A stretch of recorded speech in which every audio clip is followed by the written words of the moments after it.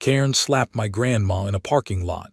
Didn't know she's a retired cop. It was supposed to be a calm, easy afternoon. The sun was out, the sky was blue, and I had the rare day off to run errands with my grandma. She's in her late 70s now, a gentle soul with a sharp tongue when necessary and knees that don't always cooperate. She insisted we do the grocery shopping together, not because she needed help. Well, okay, maybe a little, but more because she liked the company. I never mind spending time with her. She raised me when my parents were out working long hours, and I owe her more than I could ever repay. She walks with a cane these days, slow and deliberate steps, but she moves with purpose, with quiet dignity that turns heads when people notice. The world doesn't always slow down for folks like her, though. Some people don't want to wait even 30 seconds for someone who isn't moving at their pace, and I learned that the hard way in the parking lot of the Miller & Co. supermarket. We had just exited the store after about an hour inside. My arms were full of bags, and I offered to run ahead and pull the car up so she wouldn't have to walk all the way across the hot asphalt. She waved me off and said she'd rather walk. "My legs still work," she said with a half smile. "They just like to argue with me first." So we walked together, slow but steady, heading for the far corner of the lot where we had parked. She hated parking up close, said it was unfair to people who really needed it, and refused to get a handicap placard even though she qualified for one years ago. We were about halfway across the lot when it started, a blaring horn that shattered the calm like a sledgehammer to glass. I turned, confused, expecting some teenager messing around with the wrong end of their steering wheel, but instead saw a pearl-white SUV idling aggressively behind us. It couldn't have been more than 15 feet away, revving lightly, and behind the wheel was a woman in designer sunglasses, blonde hair pulled tight in a ponytail, and a scowl on her face like someone had just personally offended her. The window rolled down, and I kid you not, she actually shouted, "Move it, this isn't a crosswalk." I blinked. It wasn't a crosswalk, sure, but it was a parking lot, and we were just two people trying to get to our car. Grandma paused, looked back at her with that calm, unfazed face she wore even when scolding my uncles back in the day, and simply said, "I'm walking as fast as I can, dear." That should have been the end of it. Anyone with a shred of decency would have waited or pulled into a different aisle, maybe even gotten out and helped her with the bags. But not this woman. She cranked the engine and swerved hard into the adjacent lane, pulling up beside us so quickly I instinctively stepped in front of Grandma. I didn't know what she was about to do, but I could tell it wasn't going to be anything good. She flung the door open, slammed her heels onto the pavement like she wanted the earth to know she was coming, and stomped toward us. Her voice was shrill and shaking with rage, yelling something about old people thinking they own the place, and how the world doesn't stop just because some granny is taking her sweet time. I told her to back off and mind her own business, but she was already inches from my grandma. "You shouldn't even be out here if you can't keep up." She snapped, and before I could stop her, she raised her hand and slapped my grandmother hard. The sound was unreal. It was the kind of sound that echoes not just in the air but in your brain. My body reacted before my thoughts could catch up. I dropped the bags and reached for her, but my grandma shockingly held up a hand to stop me. She hadn't fallen. She stood there, stunned but still upright, her cheek turning red with the fresh imprint of this stranger's hand. The woman took a step back, as if realizing for the first time what she had done. But her face was still twisted with self-righteousness, like somehow she thought she was the victim in this. "I'm calling the police," I shouted, pulling my phone out. My hands were shaking. "You just assaulted an elderly woman." "Karen, yes, let's just call her what she is." Karen laughed. She actually laughed. "Please do," she said. "I'll tell them she hit me first. That's how this works, honey. You'll be doing her a favor. Old folks like her need to be put in nursing homes, not out here getting in people's way." She crossed her arms, standing like she had just handed down a royal decree. I couldn't believe it. I couldn't believe someone could be that casually cruel, that deeply entitled, and that unaware of how badly they had just screwed up. Then my grandma, still holding onto her cane, straightened herself. She didn't yell. She didn't even raise her voice. She reached into her handbag, pulled out a slim leather wallet, flipped it open, and held it up toward Cairn. "Retired Detective Sergeant Gene Willis," she said evenly, and I swear to God, Cairn went pale like someone had just drained the blood from her entire head. "You just committed felony assault on a senior citizen, in public in broad daylight with witnesses. And you think you're walking away from this?" Cairn blinked. "That's fake," she said, but her voice had lost all its earlier venom. My grandma didn't respond. She just turned toward the store and called out to the nearest employee standing outside collecting carts. "Can you get your manager? I'd like them to call the precinct and let them know I'm requesting an officer." The employee nodded, stunned, and ran back inside. By now, a few shoppers had stopped nearby, watching everything unfold. One of them was already recording on their phone. Cairn noticed, and her eyes darted back and forth like a trapped animal. She took a step backward toward her SUV, muttering something about how this was ridiculous and she didn't have time for this nonsense. I wasn't shaking anymore. I stood beside my grandma, proud as hell, while the woman who had dared to slap her realized just how massive of a mistake she had made. And in that moment, with the weight of her badge and her composure like armor, my grandma just looked at her and said quietly, "You're going to learn today." And Cairn, for once, had nothing to say. The tension in the parking lot was thick enough to cut with a knife. Cairn stood frozen, staring at my grandma as if unsure whether to double down or run away. The look on her face was a strange mix of disbelief and panic. Clearly, this wasn't going how she expected. In her entitled little world, she was probably used to people backing off, cowering, or apologizing the moment she raised her voice. Maybe she thought she could bully her way through anything with enough venom and volume. But what she hadn't anticipated, what she never could have imagined, was that the woman she chose to assault wasn't just some random frail grandmother. She was a retired detective sergeant who had seen more than her fair share of bullies and criminals, and knew exactly how to handle both. And right now, Grandma wasn't just handling her. She was dismantling her, piece by piece, with nothing more than authority and poise. The store manager came rushing out, followed closely by two floor employees, one of whom was already speaking into a walkie-talkie.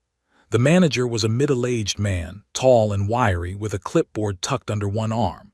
"Ma'am, we've contacted the local precinct," he said to Grandma, then turned to look at Cairn, who had backed up just far enough to make it clear she was thinking about fleeing. "We've got security footage of the incident. I saw the last part of it with my own eyes. We're going to give the footage to the officers when they arrive." Cairn scoffed loudly, but there was no strength behind it now. Her confidence was evaporating with every word spoken around her. "You people are unbelievable," she muttered, but it was half-hearted. Her mouth kept opening as if she wanted to say more, to justify, to accuse, to twist the situation in her favor, but nothing came out. Grandma adjusted the strap on her handbag and took a slow step forward, her cane tapping gently against the asphalt. "You can try to lie all you want, sweetheart," she said evenly, her voice still as calm as a lake before a storm, "but I know how this works, and you clearly don't. You hit me. You did it in public. You did it in front of witnesses. You tried to lie about it, and now you're thinking about running." Cairn's mouth twisted again, this time into something that might have been intended as a sneer, but it just looked sad. "I didn't try to run," she snapped. "I just don't want to be here while you play pretend with some plastic badge you probably bought online." Grandma didn't even blink. "My badge number is 10,832, she replied instantly. "Retired out of the 7th Precinct, 29 years of service, last commendation awarded in 2015. You can call and verify it. In fact, you should." That was when one of the bystanders, a guy in his 20s with a skateboard tucked under one arm, spoke up. "Yo, I got the whole thing on video. You slapped her, lady. You were screaming at them before that, too." Cairn turned on him, eyes wide. "Mind your business," she hissed, but he shrugged casually, clearly enjoying watching her unravel.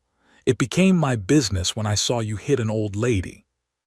More phones were out now, more people filming, whispering, murmuring to each other, some openly shaking their heads at Cairn's behavior. The tide had completely turned.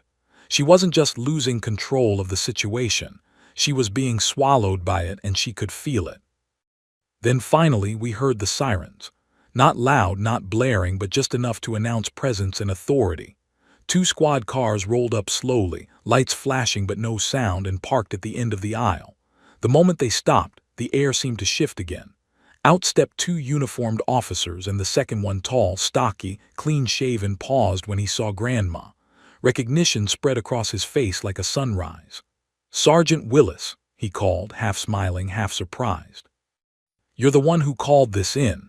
Grandma nodded once, and the younger officer immediately crossed over to us, posture straightening with a mix of respect and concern. "What happened?" he asked, voice low and serious. "She assaulted me," Grandma said simply, jerking her chin toward Cairn. "Unprovoked, in public. I want to press charges." Cairn raised her voice in protest. "She's lying. She hit me first. She threatened me." The officer looked over at her without expression, then glanced at the store manager. "We've got everything on security camera," the manager confirmed. "I can show you the footage inside."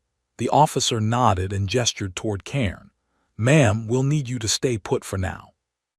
Cairn took a half step backward and opened her mouth to protest again, but the officer cut her off.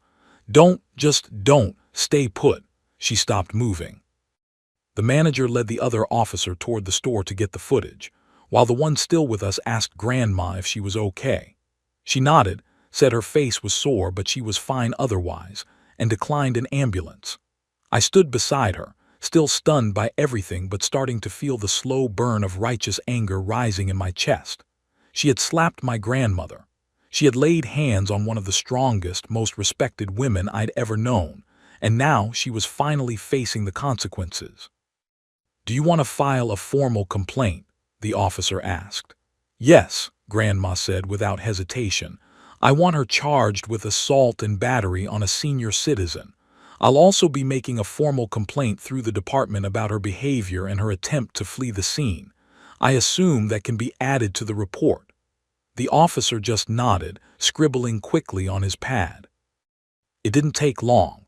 10 minutes later, the other officer returned with a tablet in hand and confirmed that the footage clearly showed Cairn slapping Grandma without any provocation. The officers moved in, informed Cairn she was being placed under arrest, and that's when she lost it completely. "This is insane. She's manipulating you. This is harassment. I'm the victim," she shrieked, pulling back from the officer's grip like a cornered animal. But it was too late.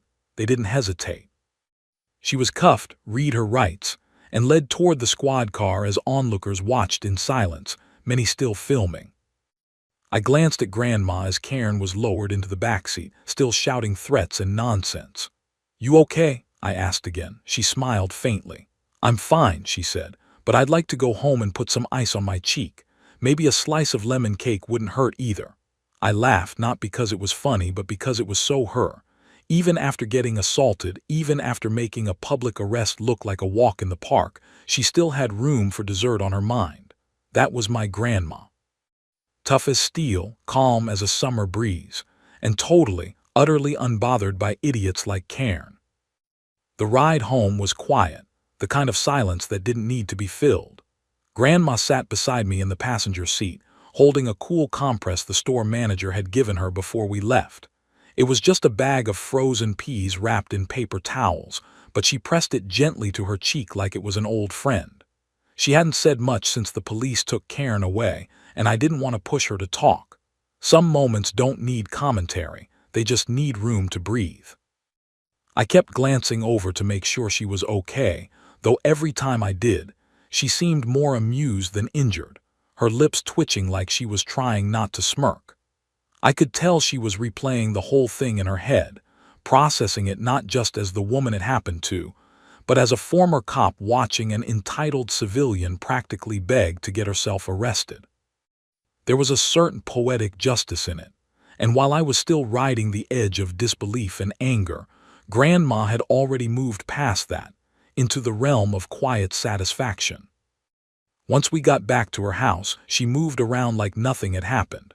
I offered to stay, offered to make tea, offered to call other family members, but she brushed it all off with a wave of her hand. "You worry too much," she said. easing herself into her favorite recliner with the kind of grace only someone with decades of stubborn independence could muster. It's not the first time someone laid a hand on me, and I doubt it'll be the last. But it might be the first time they get jail time for it so publicly. That was the thing about her. She didn't flinch from confrontation, didn't carry bitterness in her voice, didn't even indulge in the kind of theatrical rage most people would consider justified. She didn't need to. The truth had already spoken for her, loud and clear, and now it was just a matter of letting the process unfold. But I wasn't built like her, not yet. My mind was still buzzing with questions, running scenarios, second-guessing what could have happened if the store hadn't had cameras or if the cops hadn't taken her seriously. What if Karen had gotten away with it? What if no one had filmed? The idea of someone hurting my grandmother and walking off unscathed made my stomach twist. I sat across from her, fidgeting with my phone, and finally asked what had been bothering me all afternoon. Weren't you scared she'd lie? That they'd believe her, that she'd twist it somehow? Grandma looked at me, her eyes steady and calm, and said, "That's always a risk. You can't stop people from lying, but you can make sure you tell the truth louder, longer, and with evidence to back it up. And lucky for us, today we had witnesses and video. That's more than enough." She paused, adjusted the compress on her cheek, and continued. "The real trick is not panicking. People like that Karen types, they thrive on creating chaos. They want to rattle you, make you defensive, force you to act out so they can flip the script. But if you stay calm, if you don't play their game, they run out of moves fast. That woman wasn't prepared for someone like me. She thought I'd cry or beg or cower. She thought I was just another soft target. What she got instead was a wall." I stared at her for a long moment, trying to absorb everything she said. There was a reason she had made it through nearly 3 decades on the force. Not just because she was smart or brave, but because she knew how to control a situation without ever raising her voice. Later that evening, after she finally let me make her a cup of tea and slice her some lemon cake, her landline rang. She picked it up, her tone instantly shifting into what I recognized as her old on-duty voice. "Detective Willis, retired," she said, sitting up straighter in her chair. I watched as her eyes narrowed just slightly, listening intently. It was clear the call was from someone at the precinct. She didn't say much, just nodded occasionally, muttered a few acknowledgments, then finally said, "Thank you, officer. I appreciate the follow-up," before hanging up. I asked her what they said, and she set her tea down before answering. "That was Officer Kelton, the one who recognized me. They've booked her. Official charges are pending, but likely to include misdemeanor battery on a senior citizen, attempted fleeing, and possibly obstruction, depending on how she behaves during processing." I raised my eyebrows. "Obstruction," Grandma smirked. Apparently she screamed the entire way to the station, tried to fake chest pains, and claimed she was having a spiritual attack. They had to bring in a female officer to calm her down. Part of me felt bad laughing, but I couldn't help it. The idea of Karen losing her mind in a holding cell while my grandma calmly sipped tea at home was too much. "Do you think she'll get jail time?" I asked. Grandma shrugged. "Maybe, maybe not. First-time offenders sometimes get off with probation or mandatory anger management. But with all the video evidence and witnesses, she'll definitely get a record, and that's going to follow her for a while. Especially if she works in any field that requires background checks." That's when it clicked. She said something about knowing people, about working with kids. Grandma nodded slowly, her expression darkening just slightly. "Then it's even more important this goes through.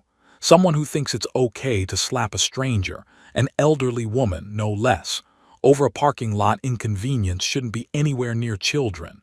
Entitlement like that doesn't stay in one lane." We sat in silence for a bit after that, watching the evening settle over the neighborhood through the window. Grandma's cat, a sleepy gray tabby named Buttons, jumped into her lap and purred loudly, undisturbed by the day's events. It was surreal to think that just hours ago, we were in a shouting match with a stranger, and now we were back in this peaceful little house, surrounded by plants and family photos, sipping tea like nothing had happened. But that was the balance Grandma had mastered, knowing when to fight and knowing when to rest. As the sky darkened and I finished my cake, She finally looked up at me and said, "Tomorrow we'll go about our day like normal. I won't let someone like her ruin my peace, but I'll be damned if I let her forget what she did either." And in that moment, I realized this wasn't just about an angry woman and a slap. It was about boundaries, about self-respect, and about refusing to be bullied. No matter your age, no matter your pace, no matter how loud someone else tries to be. Grandma had taught me something I didn't even realize I needed to learn, that strength doesn't always look like shouting or fists. Sometimes it looks like a retired cop in a floral blouse, holding frozen peas to her cheek, calmly preparing to press charges with a slice of lemon cake in her hand. The next morning came with a calmness that felt surreal, like the storm had passed but left the sky unnervingly still. I slept on Grandma's couch that night, more for my peace of mind than hers, though she'd rolled her eyes and muttered something about hovering grandchildren. Still, she didn't kick me out. She just made sure I had a spare pillow and blanket, and when I woke up, the smell of bacon was already wafting through the house like nothing out of the ordinary had happened.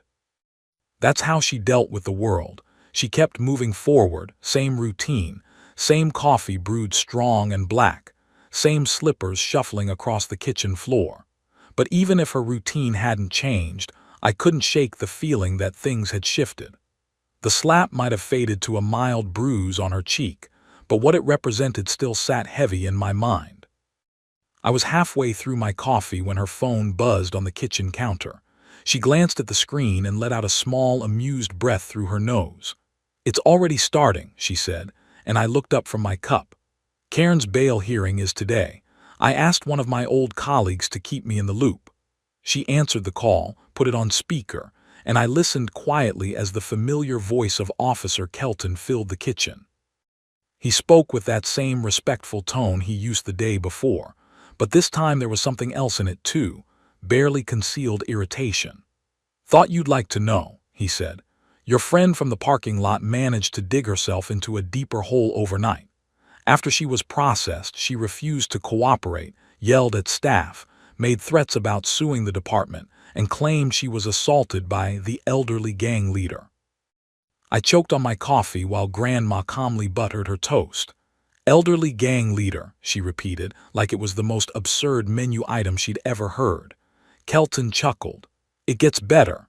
She demanded a phone call, which she used to scream at what sounded like her husband or boyfriend, saying she was the real victim, and the police were biased against white women. That part was recorded. She also made some wild claims about working with children, and said she'd have all of us fired and replaced by the end of the week." My grandmother simply shook her head, unimpressed. "Some people don't know when to shut up and let the system work," Kelton agreed. "The DA's office is leaning toward pushing for a stronger charge. They're considering upgrading to aggravated battery on a senior, depending on whether they can tie in the hate speech from her call." That gave both of us pause. "Hate speech?" I asked, frowning. "It wasn't just the slap, was it?" Kelton sighed. "The video from the store camera and the bystanders caught her saying some things. You didn't hear it at the time because of all the chaos, but she muttered something about you people thinking you're untouchable now, and other garbage like that. It's vague, but the context matters. The DA's office is reviewing it to see if there's any legal weight to it." Grandma didn't respond right away. She just stared out the window, her face unreadable, but I saw something shift in her eyes, a flicker of something cold and hard beneath the surface. It wasn't that she was shocked. It was that she had hoped, maybe foolishly, that the slap was just entitled rage and not something deeper. But now it was starting to look like Karen's venom went beyond frustration. It might have been rooted in something uglier. After Kelton hung up, the rest of the morning passed in a quiet hum of routine. Grandma insisted on going for her morning walk, just to the corner and back, and though I protested, she gave me the look, the one that shut down arguments with surgical precision. So I walked with her, making sure to stay close without making it obvious. She didn't need protection, but I needed the reassurance. As we walked past neighbors' houses, people waved and smiled. Some had seen the viral video already. Yes, it had gone viral. One of the bystanders from the parking lot had uploaded it to TikTok with the caption, "Karen slaps grandma, doesn't know she's a retired cop." By the time we got back home, Grandma's name was trending in our town's Facebook group. There were memes, there were fan edits, and someone had already drawn a cartoon version of her holding a pair of handcuffs and looking unimpressed. Buttons the cat had a mini fan base too, for no reason anyone could explain. But even with the internet treating her like some kind of folk hero, Grandma stayed grounded. She didn't want the attention. She didn't bask in it. She kept saying the same thing. It's not about me being famous. It's about making sure people like her don't get away with hurting others. That's the part people didn't always see. Beneath the jokes and calm demeanor was a woman who had spent years fighting for justice, quietly and diligently. She didn't want headlines. She wanted consequences. And now she was getting them. Not out of vengeance, but because the system was finally working in her favor for once. Later that afternoon, we got a call from one of Karen's neighbors, or rather, someone who claimed to be her neighbor, reaching out through a local news station looking for context. Apparently, the news had reached Karen's workplace, a private daycare center, and parents had started pulling their kids out once they connected the dots. Her job was on the line. Her husband had reportedly left the house after bailing her out, and according to the gossip grapevine, divorce papers were being drawn up. Grandma just listened, nodding along, but when I asked her how she felt about it, she didn't smile. I feel bad for the kids. I don't feel bad for her. Actions have consequences, and she's just finally meeting hers. And she wasn't wrong. This wasn't just about a slap. This was about someone who thought they could operate above decency, who believed their convenience was more important than someone else's dignity. Karen had chosen violence, literally, and now she was watching her life unravel because of it. Not because Grandma wanted revenge, but because the truth had too many witnesses, too much evidence, and too many people willing to stand up and say, "This isn't okay." That night, as the sunset poured golden light into the living room, Grandma sat with her feet up, cat in her lap, and the remote in her hand. We watched some old detective reruns on TV, the kind she used to say were full of procedural nonsense but good popcorn entertainment. I looked at her, this woman who had faced a slap, a screaming stranger, a legal process and public attention, and still ended the day in the same chair, with the same steady heartbeat and calm expression. She turned to me at one point as the show cut to commercial and said, "You know, I didn't expect all this. I just wanted to get my groceries. But sometimes the world needs to be reminded that you can't treat people like they're in your way, especially not people like me." And with that, she turned back to the TV, unbothered as ever, while the rest of the world caught up to her truth. The following week unfolded like a strange dream, part courtroom drama, part viral spectacle, part quiet reckoning that seemed to ripple far beyond the parking lot where it had all started. Grandma remained remarkably unfazed through it all, her usual rhythm of life uninterrupted even as the world around her buzzed with attention. She took her morning walks, tended to her tomato plants, and refused every single interview request that came her way. News vans had even cruised through the neighborhood a few times, hopping to catch her outside, but she simply waved them off and went on with her day. "This isn't a circus," she muttered one morning as we peeked through the curtains at a reporter lingering by their van, camera in hand. "I'm not putting on a show. I already did what needed to be done." Despite her best efforts to ignore the noise, the case still moved forward swiftly. The combination of video evidence, multiple eyewitnesses, and Karen's own unhinged behavior post-arrest left the prosecutors with an airtight case. Karen's lawyer, from what we gathered, had tried to push for a deal, probation, community service, a public apology, but the DA wasn't having it. Maybe it was the audacity of the crime, maybe it was the brazenness of Karen's behavior during booking, or maybe it was just that someone finally stood up and said, "No more." Whatever the reason, the charge of misdemeanor battery was officially upgraded to aggravated battery on a senior citizen, a more serious offense that came with potential jail time and couldn't be scrubbed clean with a few hours of picking up trash on the side of the road. Grandma was called in to give a formal statement for the court. She didn't flinch. She didn't ask for sympathy or dramatize what happened. She recounted the slap, the way Karen spoke to her, and the aftermath with clinical precision, a lifetime of taking down statements kicking in without effort. The young prosecutor seemed both impressed and slightly intimidated by her, scribbling notes quickly as Grandma delivered her testimony like she was back in an interrogation room, reading someone their rights. When we left the courthouse that afternoon, Grandma paused on the steps, took in the crisp spring air, and said, "It feels good knowing she'll face real consequences, not just some internet backlash. Justice should be more than viral fame. It should mean something." On sentencing day, we decided to attend, even though Grandma technically wasn't required to be there. She said it wasn't about watching Karen squirm, though she admitted there was some satisfaction in that. It was about seeing the process through to the end. "When someone wrongs you publicly, you hold them accountable just as publicly," she told me, buttoning up her coat with a quiet steadiness that said she wasn't interested in revenge, only closure.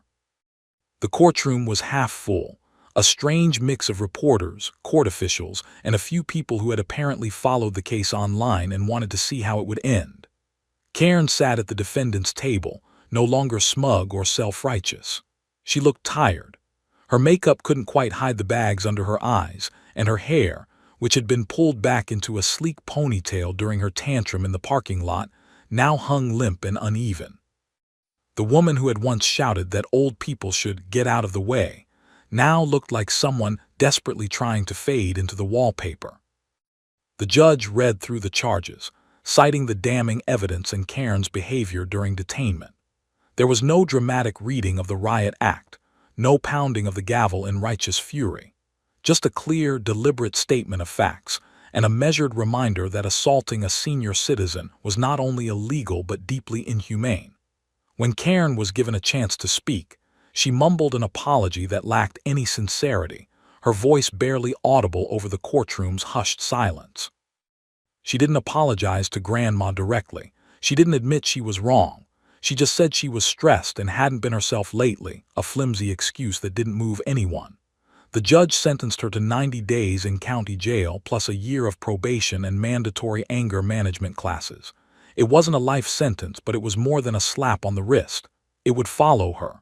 It would affect her future. And most importantly, it set a precedent. Actions have consequences. After the sentencing, as we walked back toward the car, a few people tried to approach Grandma for comments, but she politely declined. "I've said what needed saying," she told them. "The rest is up to her. Whether she learns from this or not, that's on her." In the car, she finally let out a long breath, the kind that comes after holding in tension you didn't even realize you had. "It's over," she said. "And now I can go back to being invisible in parking lots just how I like it." We both laughed, the first real laugh since this whole thing had begun. It felt good. It felt final. Over the next few days, the online storm began to die down.